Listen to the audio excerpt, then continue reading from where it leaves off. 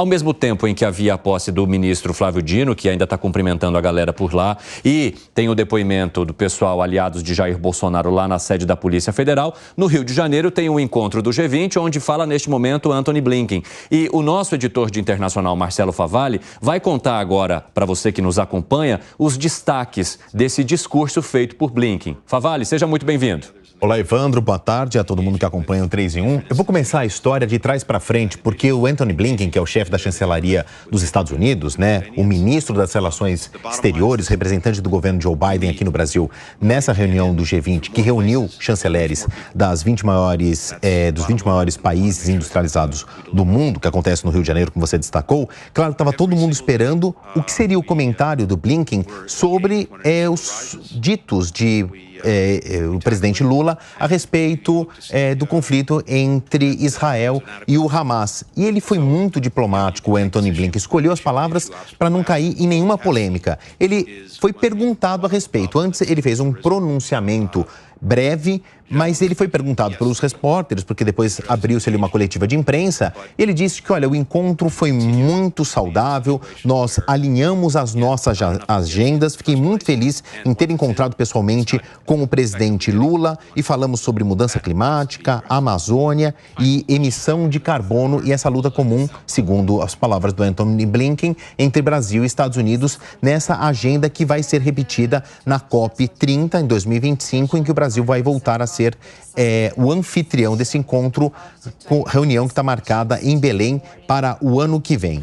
Então ele não quis entrar em nenhuma polêmica, mas disse que, falando especificamente do conflito em Gaza, que os esforços comuns entre Brasil, Estados Unidos e os outros 18 países que compõem o G20 estão focados na libertação dos reféns e num cessar-fogo. Ele repetiu que aí há um ponto comum em todos os países do G20. Ele lembrou que em 2024, Brasil e Estados Unidos celebram 200 anos de relações diplomáticas, disse que a aliança entre os dois países sempre foi muito saudável e muito próxima e disse que está ficando cada vez mais próxima pelas agendas do atual presidente Lula, do atual presidente Joe Biden, nos termos que são conhecidos como EGS, principalmente aí na preservação do meio ambiente. E, curiosamente, o Antony Blinken fez quase que um recado para os eleitores americanos, porque, claro, é uma coletiva de imprensa que acontece agora no Rio de Janeiro, antes um pronunciamento, mas isso também está sendo transmitido para o público americano, dizendo que Lula e Biden também têm um ponto de intersecção, um outro ponto comum, que é a defesa dos direitos dos trabalhadores. Isso passou a ser um dos motes de campanha de reeleição do presidente Joe Biden, falando que existe esse ponto comum na história dos dois presidentes. Falaram também sobre o combate à fome e como a inteligência artificial deve ser usada para uma agricultura mais eficiente, com menos poluição e nesse combate à fome, frisando que esse é um outro ponto em comum entre Estados Unidos e Brasil. Também falaram sobre o Haiti, que passa por mais uma crise humanitária, e ele fala da proximidade, inclusive geográfica, do Brasil com o Haiti, as ações históricas do Brasil no Haiti, que isso vai voltar à pauta entre os dois países, que mantêm aí diálogos abertos e devem voltar a se encontrar os presidentes, pelo menos nessa COP30 e também no final do ano, quando o G20 continua, e aí sim vai haver um encontro entre todos os presidentes e Joe Biden é esperado aqui no Brasil, Evandro. Muito obrigado pelas informações, Marcelo Favalli, que acompanhou então todo o discurso de Antony Blinken, trouxe os principais fatos e, inclusive, o posicionamento de Antony Blinken em relação ao discurso aí do presidente da República sobre Israel e a faixa de Gaza. Favalli, muito obrigado. Se tiver mais novidades, é só chamar a gente aqui, você é sempre bem-vindo. Quero entender de vocês e também se a minha percepção de que Antony Blinken, como chefe da diplomacia, resolveu seguir a cartilha assim, sem pisar fora de nenhuma linha, não é mesmo, Luiz Felipe Dávila? Mas é isso que um diplomata deve fazer. Aliás, é isso que o Lula devia aprender com o Antony Blinken, né? Como é que se age de maneira diplomática, principalmente em situações constrangedoras, como casou a visita do Antony Blinken ao Brasil logo após a declaração infeliz e irresponsável do presidente em relação a faixa de Gaza como sendo uma espécie de holocausto, né? Então, isso mostra justamente como é que um diplomata consegue sair desses corners de uma forma sem criar outro problema diplomático. Agora, no Congresso americano, os deputados republicanos, aliás, um deles, o Ted Cruz, que foi governador até do Texas, fazendo críticas duríssimas ao governo americano por causa não só dessa visita, mas dessa tolerância do governo dos Estados Unidos em relação ao Brasil, que está cada vez mais com um discurso anti-americano, contrário aos interesses dos Estados Unidos, se aliando a essas ditaduras comunistas do mundo, e pior, ele cita um exemplo do Brasil deixar atracar um navio do Irã, que é inimigo dos Estados Unidos, e que isso ele cobrava por que o governo Biden não proclamou sanções econômicas contra o Brasil por ter deixado um navio de guerra iraniano atracar no Rio de Janeiro. Então, você vê que o diplomata anda aqui, como eu digo, patinando no gelo, né, devagarzinho, enquanto isso, no Congresso americano, duras cobranças do governo americano, porque ele vem sendo tão banana com o governo brasileiro. E aí, Alan Gani? Exatamente o que eu falei ontem, né? Eu disse que o Brasil permitiu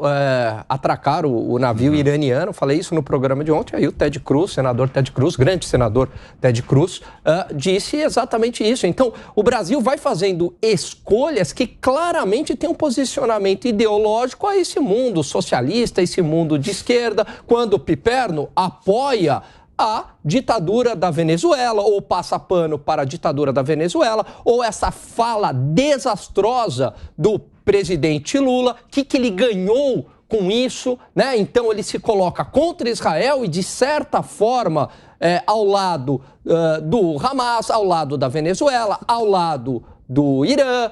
Então, enfim, a gente está rompendo com as democracias ocidentais. E veja, eu não sou nenhum ingênuo aqui, Evandro, para defender que o Brasil não tenha que ter nenhum relacionamento com a China, com a Rússia. Muito pelo contrário. No mundo real, o Brasil tem que ter relacionamento com China, com Rússia, porque a gente depende de venda de commodities, porque a gente depende de investimento, porque a gente depende de energia. Mas uma coisa é você ter boas relações, realizar relações comerciais, enfim. A outra coisa é o alinhamento ideológico. O que a gente percebe nesse governo é o alinhamento ideológico a esses países de esquerda, socialistas, autoritários. Fala, Fábio Piperno. Bom, primeiro que eu quero mais uma vez, pela milionésima vez, esclarecer aqui que jamais, em momento algum, alguém nesse programa e em outros me viu defender qualquer ditadura. Sobre o que o Ted Cruz disse, esse representante da ultradireita americana, um grande senador, falcão decadente, grande senador, pelo amor de Deus, grande senador, um lixo de pessoa, grande senador. Ele tem que entender o seguinte: existe um negócio chamado diplomacia altiva. Então, o Brasil tem o direito de se relacionar com o Irã e com qualquer outro país do mundo, da mesma forma que o país dele se relaciona também com ditaduras tenebrosas. Historicamente, sempre foi assim, né? Os Estados Unidos patrocinaram, aliás, muitas ditaduras do Arco da Velha, até mais cruéis do que a do Irã. Então, o fato do Irã estacionar um navio aqui, sendo o Irã um país com quem o Brasil tem relações amigáveis, seja Lula o presidente, seja qualquer outro, é algo absolutamente normal, né? E, aliás, provavelmente vai continuar sendo assim no próximo governo e no outro, qualquer que seja o presidente. O Brasil tem relações diplomáticas com o Irã. Não tem nada a ver uma coisa claro com a que outra. Tem a ver. Não tem nada a ver uma coisa com a outra. Ou seja, vamos fazer uma coisa é você fazer aquela política. Outra coisa é deixar isso. você... é lógico. Vamos fazer a política agora de puxar o saco do outro. Ou seja, não tem nada de puxar o saco, não. O Irã, aliás, o Brasil faz parte dos BRICS. O Irã também. Agora, Agora. Não tem nada a ver uma coisa com a outra. Qual foi o momento em que o Brasil não teve relação com o Irã? Por que ou seja, os Estados Unidos, que já derrubaram, inclusive, governo do Irã para colocar o Shah Reza Pahlavi, então naquele tempo o Irã era bacana. Uma ditadura cruel, assassina. Agora não é mais. Eu vi aqui uma discordância do Dávila e do Segré. Vai lá, Segré, primeiro você e depois eu abro a fala novamente aqui pro Dávila. Eu vou explicar como argentino. Os dois maiores, as catástrofes terroristas na Argentina foram contra a embaixada de Israel e contra a Mutual de Israel. E a responsabilidade desses dois ataques foi de Irã. Então você, como uma questão, primeiro, de vínculo vizinho, de integrante do Mercosul, eu não digo que tenha que ser contra o Irã, mas tem questões que devem ser mantidas pelo menos longe dessa situação. E o atraco de um navio, ou de dois, não sei quantos eram, iranianos, aqui no Rio de Janeiro, incomodou muito ao povo argentino, incomodou muito a imprensa internacional e órgãos internacionais. Esse governo do Irã patrocinou alguma coisa na Argentina? Esse atual governo aqui? Não, mas não tem a ver. Se o governo de Irã não foi atrás de quem é o responsável do atentado, está sendo omisso por ação ou omissão. Omissão também não serve. Então, é saber aonde que a gente está se posicionando. E me permita, se posso agora, contar a outra parte também, porque estamos observando o G20, mas hoje à tarde o presidente Lula vai se reunir com Sergei Lavrov, que é o chanceler russo. Da onde ele vem? Veio de Cuba, veio da Venezuela, aonde na Venezuela fez acordos petrolíferos e de temas nucleares com Maduro. Então são coisas que quando você vai amarrando a situação, diz, opa, peraí, e ninguém falou disso.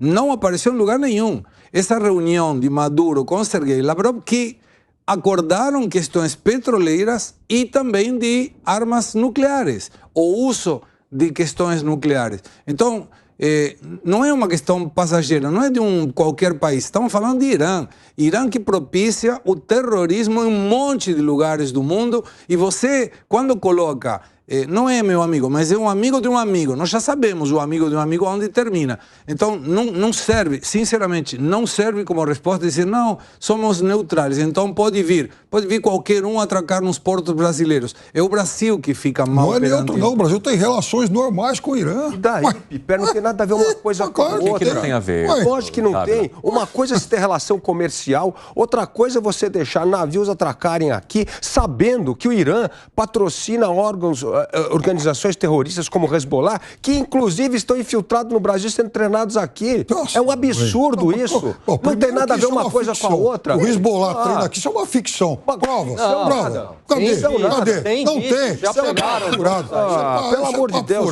É uma vergonha. Não tem nenhuma evidência. Não tem nada a ver uma coisa com a outra. Uma coisa é você... Pegaram dois... Uma coisa é você ter relações comerciais com o país, outra coisa é você ter alinhamento político e ideológico em torno de uma coisa. Essa é uma diferença brutal. Os Estados Unidos têm conflito com a China, tem hoje a maior relação comercial com a China, mas não vai deixar navio chinês ficar atracando nos Estados Unidos. É óbvio. As coisas têm um limite. Não existe alinhamento total ou não total. O alinhamento tem que ser feito de acordo com as decisões do interesse nacional do país. Não é o interesse nacional. Os Estados Unidos têm relações, inclusive, carnais com muitas ditaduras do mundo. Muitas ditaduras do mundo. Se um navio saudita quiser estacionar lá, não vai poder. A gente não está defendendo aqui que o Brasil rompa relações comerciais e econômicas com essas ditaduras. O mundo real é assim, concordo contigo, Piperno. Agora, o ponto é a sinalização ideológica. É apoiar. Falar, não, a ideia de democracia na Venezuela é diferente. Esse que é o ponto. Ou falar aquela barbárie lá que, comparando o que está acontecendo na Palestina. Aliás, até dar uma informação que talvez, porque afinal de contas, os nossos amigos da direita, eles não vão fazer isso jamais. Mas o chefe da diplomacia da União Europeia, Josep Borrell, hoje lá no Rio de Janeiro, disse, inclusive, ao público que o chanceler Mauro Vieira é uma pessoa muito habilitada, por exemplo, para liderar um grupo que busca uma solução de paz no conflito lá de Israel. Mas o Mauro Vieira é um diplomata de carreira extraordinário, que ele não é do Lula, ele é do Itamaraty, um quadro permanente do Brasil, grande diplomata. Né? Não, o problema é que o chefe dele Ele é um desbocado que fala um monte de porcaria que põe o Brasil em risco. Esse é o problema. Não tem nada a ver com isso. O negócio. O chefe dele fala... Não, Pipeno, você quer simplificar as coisas de uma maneira errada. Não existe alinhamento ideológico. Não. Tem uma diferença enorme. Por exemplo, vocês apoiam um governo assassino que vai lá e tenta uma política de extermínio. Aliás, hoje 2 ministros de Israel falaram disso. E você não fala que os palestinos usam crianças como escudo humano também, né? Que palestinos usam? Que palestinos pelo amor de Deus. Vocês apoiam um governo assassino. Admitam isso.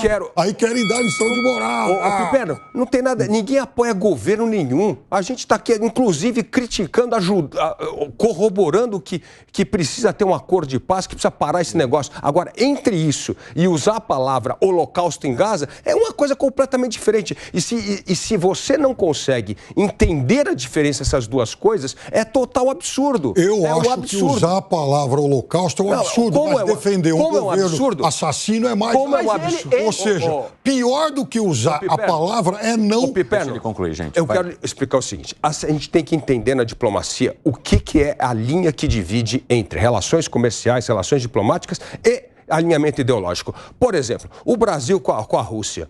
É um absurdo o Brasil não defender a soberania da Ucrânia, proteger um ditador como é o Putin. É um absurdo. Isso não significa que a gente não pode continuar comprando e comercializando com a Rússia. Não tem nada a ver uma coisa com a outra. O que não tem que ter é um alinhamento político, ideológico e comercial. É um absurdo o Brasil não condenar o Putin e manter a política iniciada por Bolsonaro, que, aliás, foi lá e disse: Putin é alguém da paz. É um absurdo, realmente, o Brasil não romper com esse tipo de política adotada lá. Concordo contigo. Agora, há que se admitir que essa política, infelizmente, é uma continuação daquilo que vem desde 2022. E daí? Mas o que a gente está dizendo, a gente está condenando a política de Estado do Brasil em relação a isso. Não estamos falando de um governo ou de outro. E está errado. O ex-presidente Bolsonaro, em matéria de relações exteriores, as declarações dele, comparadas agora com Lula, Fábio Piperno, faz do Bolsonaro o Winston Churchill. Não, ele era um párea, ninguém dava bola pra ele. Assim, imagina olha, em um ano, tiveram 2 declarações absolutamente desastrosas. Ninguém chamava o párea para o lugar. Falando o episódio da Venezuela, dizendo que não é uma democracia e tal. Senhores. E essa agora do Holocausto. Nada no governo Bolsonaro teve uma declaração que gerou tanto fervor mundial. E, aliás, eu vou dizer um negócio para você. Inclusive, toda hora o Brasil recebe gente importante aqui, que mudou, né? Pois é, investimento estrangeiro direto caiu também. A relação com o mundo mudou. Mas conclua, Segré. Eu acho que receber personagens internacionais faz parte dessa política comercial. Ninguém é burro como para deixar um mercado tão importante como o brasileiro fora da agenda comercial. Outra coisa é, e isso seria, eu cumprimento uma pessoa com a qual eu faço negócios sem me importar se ele é de esquerda, de direita, o que for. Outra coisa é eu convidar o aniversário da minha filha a uma pessoa que é acusada de atentados no país vizinho com o qual eu tenho um relacionamento fantástico. E vou mais longe. Essa questão da Venezuela, por exemplo, tem um acordo de Barbados do ano passado. O Brasil homologou o acordo de Barbados. E esse acordo de Barbados estabelecia, com a intervenção da Noruega, que o Maduro se comprometia à transparência nas eleições. O próprio Maduro disse: não vou cumprir o acordo de Barbados. Cadê a declaração do Brasil? Não está. Esse é o ponto. Então, sempre estamos do lado errado da diplomacia. E esse é o questionamento, para mim.